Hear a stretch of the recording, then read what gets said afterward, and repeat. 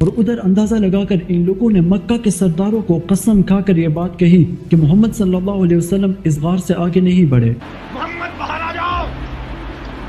یقیناً محمد صلی اللہ علیہ وسلم اور ابو بکر رضی اللہ عنہ غار کے اندر ہی تھے۔ سراقہ بن مالک رضی اللہ عنہ اپنے گھوڑے کو دوڑاتے ہوئے محمد صلی اللہ علیہ وسلم کی تلاش میں نکل پڑتے ہیں۔ یقیناً یہ آپ صلی اللہ علیہ وسلم کو قتل کرنے کے ارادے سے نکلے۔ انہوں نے محمد صلی اللہ علیہ وسلم اور ابو بکر رضی اللہ عنہ کو دیکھ کر اپنی کمان کی طرف ہاتھ بڑھایا۔ تب آپ صلی اللہ علیہ وسلم نے ان سے فرمایا کہ سراقہ، کسریٰ کے کنگن پہنتے ہوئے تمہیں کیسا لگے گا؟ صبح کے وقت جب مکہ کی گھروں میں یہ بات پھیل گئی کہ محمد صلی اللہ علیہ وسلم رات کی تاریکی میں مکہ سے نکل کر مدینہ کی طرف روانہ ہوئے ہیں، تو مکہ کے سرداروں نے اس بات کو ماننے سے انکار کیا اور وہ آپ صلی اللہ علیہ وسلم کو مکہ کی گھروں میں سے ہر ایک گھر میں تلاش کرتے رہے۔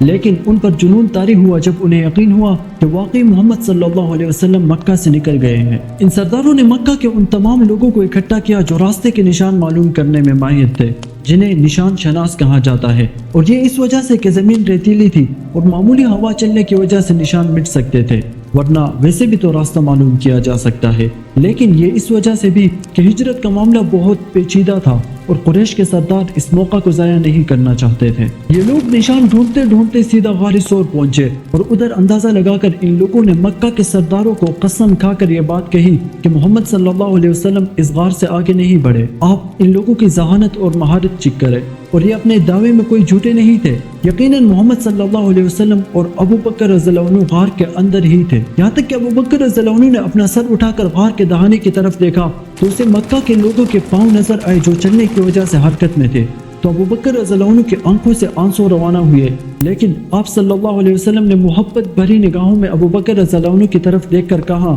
لا تحزن یا ابا بکر فإن اللہ معنا، کہ ابو بکر آپ پریشان نہ ہو، یقیناً اللہ تعالی ہمارے ساتھ ہے۔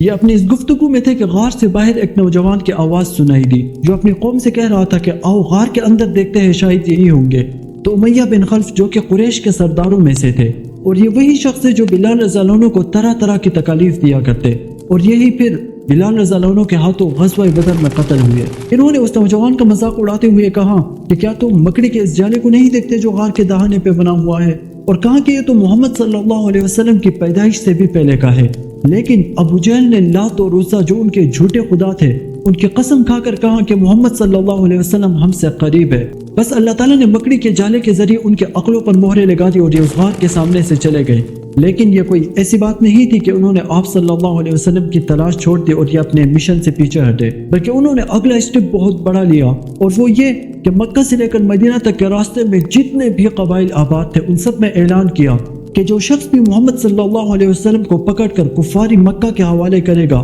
تو اسے 100 اونٹ انعام کے طور پر ملیں گے۔ اور یہ 100 اونٹ کوئی معمولی چیز نہیں تھی، کیونکہ جب مکہ کے سرداروں نے اپنے سب سے بڑے مشن کے لیے اس لمٹ کا انتخاب کیا تھا تو پھر آپ اس کی اہمیت کا اندازہ خود لگائیں۔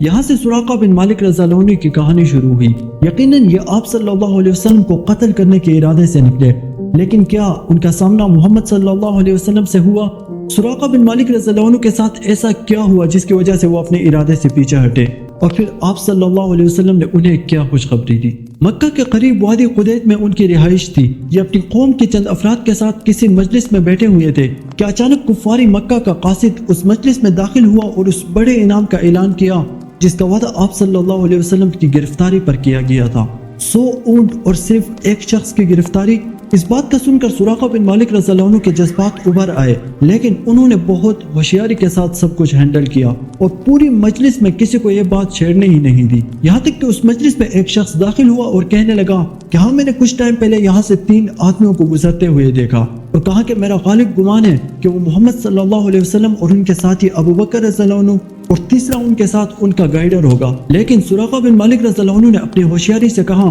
کہ وہ فلاں قبیلے کے لوگ تھے جو اپنی گمشدہ اونٹنی کے تلاش میں نکلے تھے۔ تو سب لوگ دوبارہ خاموش ہو گئے، اور جیسے ہی یہ لوگ کسی دوسرے موضوع کو چھیڑنے لگے تو سراقہ بن مالک رضی اللہ عنہ کسی کو محسوس ہونے دے بغیر اس مجلس سے نکل کر سیدھا اپنے گھر پہنچے اور اپنی باندی اور غلام سے کہا کہ وہ اس کی سواری، اسلحہ اور زادرہ کو وادی کے پیچھے اس تک پہنچائے۔ سراقہ بن مالک رضی اللہ عنہ اپنے گھوڑے کو دوڑاتے ہوئے محمد صلی اللہ علیہ وسلم کی تلاش میں نکل پڑتے ہیں اور 100 اونٹ ان کے جذبات کو مزید ابھار رہے تھے کہ اچانک ان کے گھوڑے کو ٹھوکر لگی اور یہ اس سے گر گئے، لیکن معمول کے مطابق انہوں نے اس بات کو ہلکا لیا اور دوبارہ سفر شروع کیا۔ تھوڑا آگے جانے کے بعد ان کے گھوڑے کو دوبارہ ٹھوکر لگی اور یہ پھر اس سے گر گئے۔ تب یہ سمجھ گئے کہ ضرور کچھ گڑبڑ ہے تو انہوں نے گھر واپس لوٹنے کا ارادہ کیا، لیکن 100 اونٹوں کی لالچ نے انہیں ایک دفعہ پھر سفر کرنے پر مجبور کیا اور انہوں نے ایک دفعہ پھر آپ صلی اللہ علیہ وسلم کی تلاش میں سفر شروع کیا۔ گھوڑے کی ٹھوکر کھانے کی جگہ سے تھوڑا ہی آگے جا کر انہوں نے محمد صلی اللہ علیہ وسلم اور ابو بکر رضی اللہ عنہ کو دیکھ کر اپنی کمان کی طرف ہاتھ بڑھایا، لیکن ان کا ہاتھ اسی جگہ جم گیا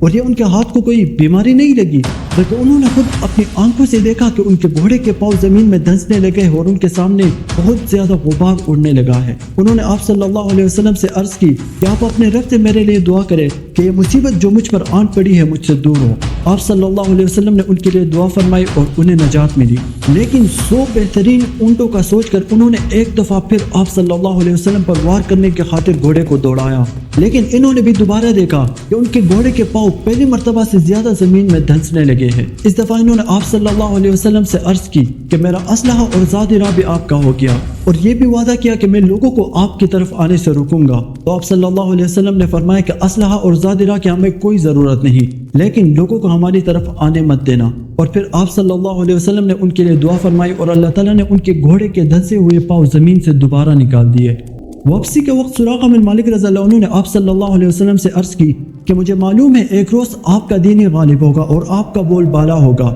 لیکن آپ مجھ سے یہ عہد کریں کہ جب میں آپ کے ہاں آؤں گا تو آپ میرا خیال رکھیں گے، اور عرض کی کہ آپ مجھے یہ معاہدہ ریٹرن میں دیجیے۔ تو ابو بکر رضی اللہ عنہ نے ہڈی کے کسی تختی پر ان کو لکھ کر دیا۔ تب آپ صلی اللہ علیہ وسلم نے ان سے فرمایا کہ سراقہ کسرا کے کنگن پہنتے ہوئے تمہیں کیسا لگے گا؟ سراقہ بن مالک رضی اللہ عنہ نے حیرت سے پوچھا کہ کسرا ہرمز؟ تو آپ صلی اللہ علیہ وسلم نے فرمایا جی کسرا ہرمز، جو کہ اس وقت سپر پاور اسٹیٹ کے بادشاہ تھے۔ لیکن پھر زمانے نے اپنی کروٹ بدلی اور محمد صلی اللہ علیہ وسلم جن کو مکہ سے نکالا گیا تھا وہی ہزاروں تلواروں کے سائے میں فاتح بن کر مکہ پر راج کرنے آتے ہیں، اور مکہ کے وہ سردار جنہوں نے آپ صلی اللہ علیہ وسلم کو تکالیف دینے میں کوئی کسر نہیں چھوڑی تھی، وہی خوف کی حالت میں آ کر آپ صلی اللہ علیہ وسلم سے عرض کرتے کہ آپ ہمارے ساتھ کیا کریں گے؟ تو آپ صلی اللہ علیہ وسلم اپنے بلند مرتبے کا لحاظ رکھتے ہوئے فرماتے فَاذْهَبُوا أَنْتُمُ الْطُلَقَاء، کہ مطمئن ہو کر چلے جاؤ، آپ معاف کیے گئے ہو۔ اسی دوران کہیں سے سراقہ بن مالک رضی اللہ عنہ ہڈی کی وہ تختی لے کر آئے جو تقریباً 10 سال پہلے آپ صلی اللہ علیہ وسلم نے انہیں ہجرت کے سفر میں دی تھی، لیکن بھیڑ کی وجہ سے یہ آپ صلی اللہ علیہ وسلم سے نزدیک نہیں ہو پائے، تو دور سے وہ تختی اٹھا کر آپ صلی اللہ علیہ وسلم کی طرف آواز دے کر عرض کی کہ میں سراقہ ہوں اور یہ آپ کا لکھا ہوا وہ معاہدہ ہے۔ آپ صلی اللہ علیہ وسلم نے فرمایا سراقہ قریب آؤ، آج معافی اور وفا کے دن ہے۔ سراقہ بن مالک رضی اللہ عنہ سوچتے ہیں کہ شاید میری اس خواہش کے پورے ہونے کا وقت آ گیا، لیکن اس ملاقات کے چند مہینے بعد یہ آپ صلی اللہ علیہ وسلم نے اس دنیا سے پردہ فرما لیا۔ سراقہ بن مالک رضی اللہ عنہ جب آپ صلی اللہ علیہ وسلم کی وفات یاد کرتے تو انہیں بہت بڑا صدمہ پہنچتا، اور یہ کوئی اس وجہ سے نہیں کہ ان کی وہ خواہش پوری نہیں ہوئی، بلکہ انہیں وہ دن یاد آتا جس دن انہوں نے صرف 100 اونٹوں کے بدلے میں آپ صلی اللہ علیہ وسلم کے قتل کا ارادہ کیا تھا، اور ایسا کیوں نہ ہوتا کیونکہ آج دنیا کا سارا مال و زر ان کے ہاں آپ صلی اللہ علیہ وسلم کے ناخن مبارک سے بھی ہلکا ہو گیا تھا۔ لیکن ایک دفعہ پھر زمانے نے اپنی کروٹ بدلی اور عمر بن خطاب رضی اللہ عنہ مسلمانوں کے خلیفہ بنے۔ ان کے زمانے میں مسلمانوں کے لشکر کسرا کی سلطنت پر طوفانوں کی طرح ٹوٹ پڑے، ان کے قلعوں کو گراتے، لشکروں کو شکست دیتے، بادشاہوں کے تخت الٹ دیتے اور مال غنیمت اکٹھا کیے جاتے۔ عمر رضی اللہ عنہ کے زمانے کے آخر میں سعد بن ابی وقاص، جن کو عمر رضی اللہ عنہ نے لشکر کا امیر بنا کر بھیجا تھا، ان کا قاصد فتح کی خوشخبری لے کر عمر رضی اللہ عنہ کے پاس آئے اور ان کے ساتھ مال غنیمت کا 5واں حصہ تھا۔ جب یہ مال غنیمت عمر رضی اللہ عنہ کے سامنے رکھا گیا تو عمر رضی اللہ عنہ تعجب کی حالت میں اس کی طرف دیکھنے لگے، کیونکہ اس میں کسرا کا موتیوں سے آراستہ تاج تھا اور سونے کے دھاگے سے سیے ہوئے کپڑے اور خوبصورتی میں بے مثل کنگن تھے۔ جی ہاں، کنگن۔ وہیں پر عمر رضی اللہ عنہ نے سراقہ بن مالک رضی اللہ عنہ کو بلا کر انہیں کسرا کا تاج، کپڑے اور کنگن پہنائے، اور پھر عمر رضی اللہ عنہ نے تعجب کی حالت میں ان کی طرف دیکھ کر کہا کہ بنو مدلج کا ایک عربی اور اس کے سر پر کسرا کا تاج اور ہاتھوں میں کنگن، اور عمر رضی اللہ عنہ اس وقت تک مجلس میں بیٹھے رہے یہاں تک کہ وہ سارا مال مسلمانوں میں تقسیم کیا۔